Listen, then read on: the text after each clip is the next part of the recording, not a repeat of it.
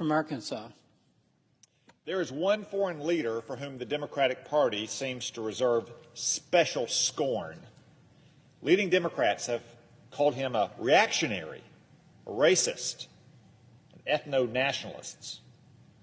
They've accused him of committing war crimes and of leading an apartheid state.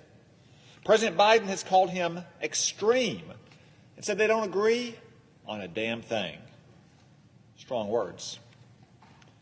Who is this monster, you may ask? Were the Democrats talking about Vladimir Putin or Xi Jinping or perhaps Ayatollah Khamenei? No, they were referring to Benjamin Netanyahu, Israel's longest-serving prime minister and one of America's best friends.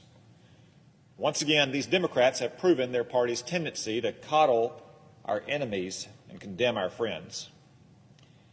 But Democrats don't stop at mere words. They're working right now to undermine Bibi and his government. Yesterday, the Washington Free Beacon reported that the State Department is funneling your tax dollars to Netanyahu's domestic opponents. Since 2020, the state has sent more than $38,000 to something known as the Movement for Quality Government, for so-called democracy education. So what is the Movement for Quality Government, and how good is this democracy education?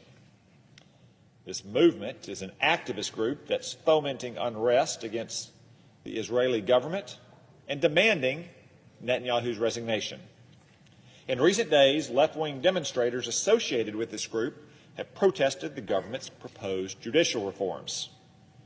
Last week, hundreds of protesters harassed Netanyahu's wife, forcing police to intervene and escort her to safety.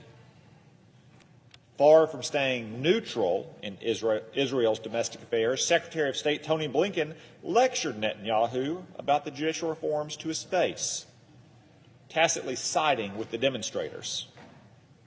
Some Democratic senators have also condemned the reform proposals, which is awfully rich coming from Democrats who have voted to shred this Senate's ancient rules to pack our Supreme Court and to rewrite our founding documents. I guess when American liberals want to change the courts, it's the only way to save democracy.